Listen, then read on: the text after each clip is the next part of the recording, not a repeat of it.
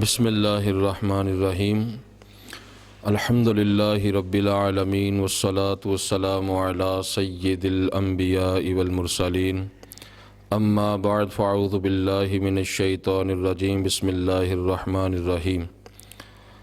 ان اللہ وملائکتہ یصلون علی النبی یا ایہا الذین آمنوا صلوا علیہ وسلموا تسلیما الصلاة والسلام علیک یا رسول اللہ وعلی آلک وصحابک یا حبیب اللہ۔ ہم آج علمی دنیا کے تحت شکریہ رمضان پروگرام کے تحت حاضر خدمت ہیں۔ آج کا یہ پروگرام رمضان المبارک کا ایک پروگرام ہے جس میں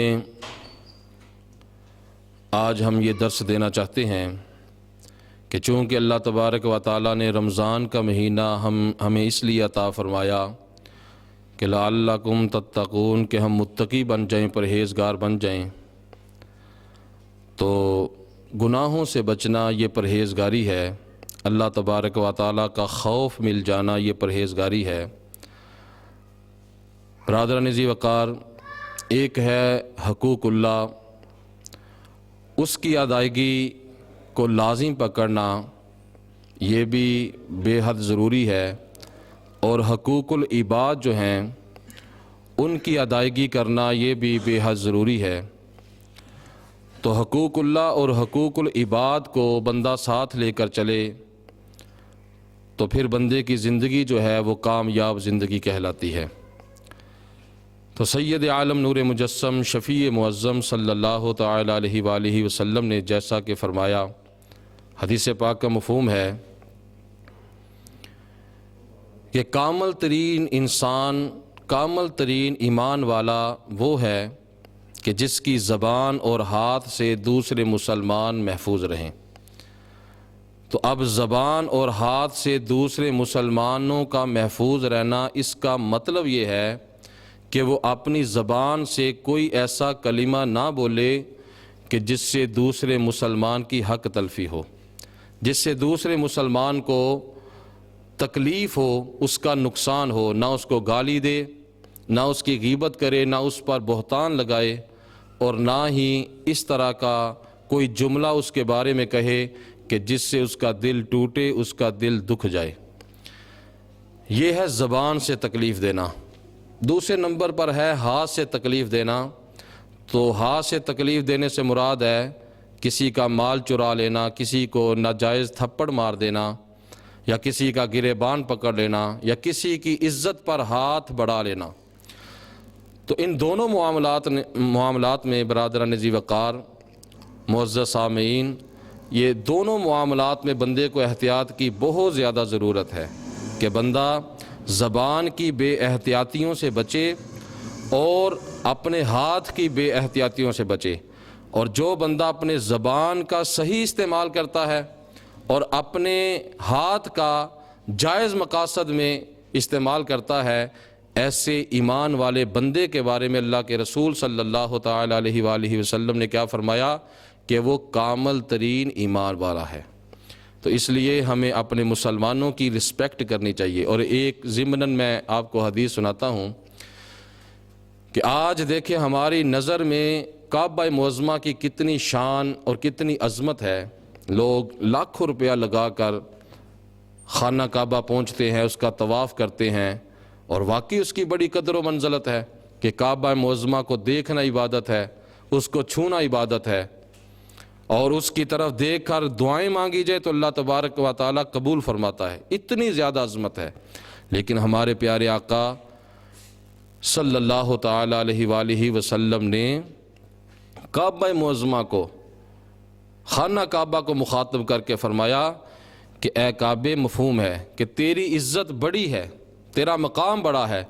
لیکن بندہ مومن کے دل کی عزت تجھ سے بھی زیادہ ہے۔ اندازہ کیجئے کہ آج ہم اپنے بھائی، ہم اپنی بہن، اپنے رشتہ دار، اپنے ہمسائے کی حق تلفی کریں، اس کو ستائیں، اس کو ماریں، معاذ اللہ اس کو گالیاں دیں، اس کی غیبتیں کریں، اس کی عزت اچھالیں، تو نبی پاک علیہ الصلوۃ والسلام نے خانہ کعبہ کو مخاطب کر کے فرمایا کہ بندہ مومن کے دل کی عزت اس سے زیادہ ہے۔ تو آج مسلمانوں کو ستانا، تنگ کرنا کس قدر بڑا گناہ ہوگا اللہ کے نزدیک، اور بندہ کتنے بڑے عذاب میں مبتلا ہو سکتا ہے کہ جو اپنے بھائیوں کی حق تلفی کرتا ہے۔ آج دیکھیں کتنے ہمارے معاشرے کے اندر ایسے لوگ موجود ہیں جو دوسروں کی حق تلفی کرتے ہیں، قرض دبا لیتے ہیں،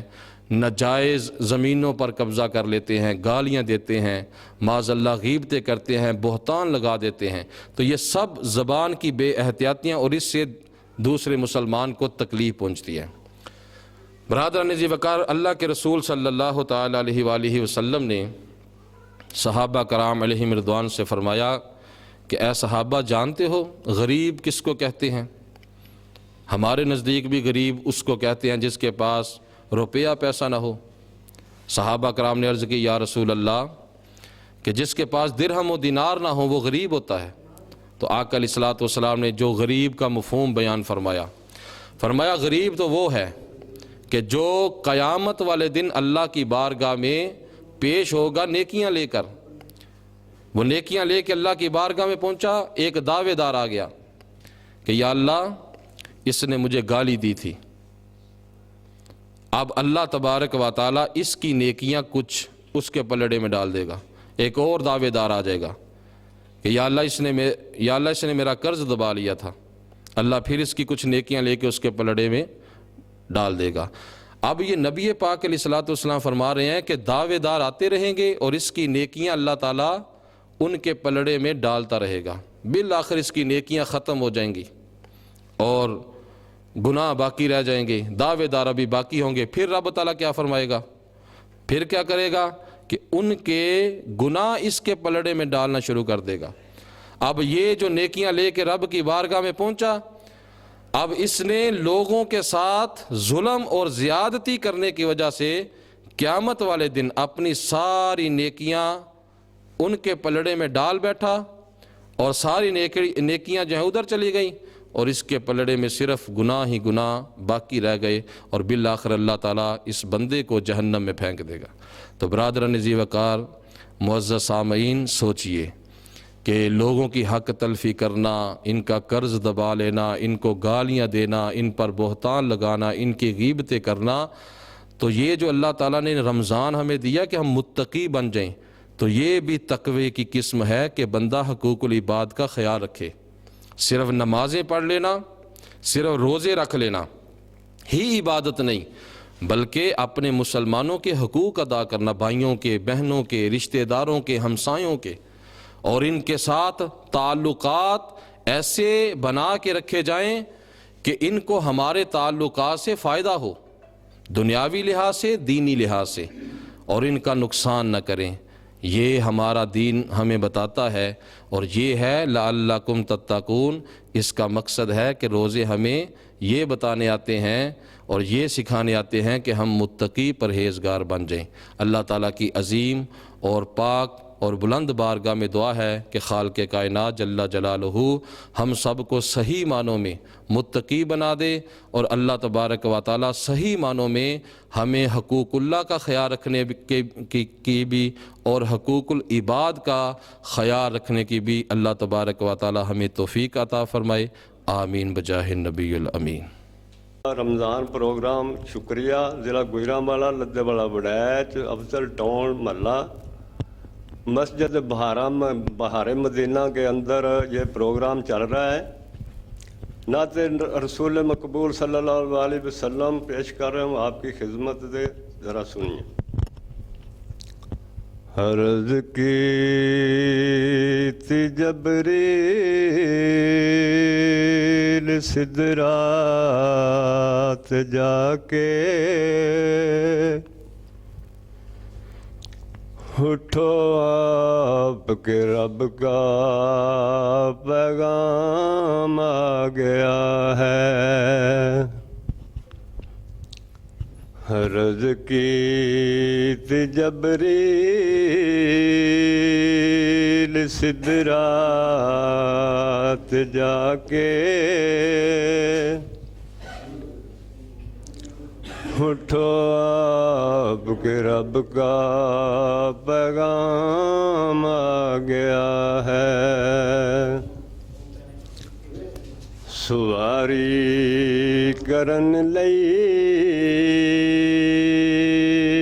ਬੁਰਾਕ ਆ ਗਿਆ ਹੈ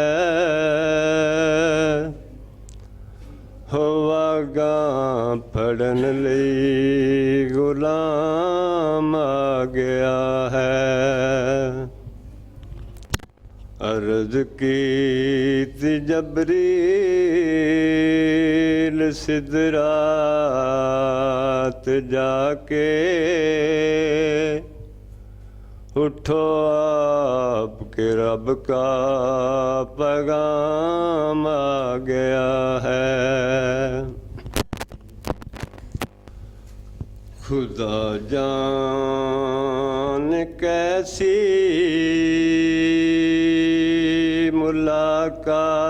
ملاقات ہوئی ہو جان نبی جی کیا گل بات ہوئی خدا جان کیسی ملاقات ہوئی ہو یا جان نبی جی کیا گل بات ہوئی سانوں تے بس اتنا پتا ہے کہ امت لئی سونا شفاعت دا لے کے انعام آ گیا ہے سانوں تے بس اتنا پتا ہے کہ امت لئی سونا شفاعت دا لے کے انعام آ گیا ہے کیتی جبریل سدرات جا کے اٹھو آپ کے رب کا پیغام آ گیا ہے جب اقصیٰ تے پہنچے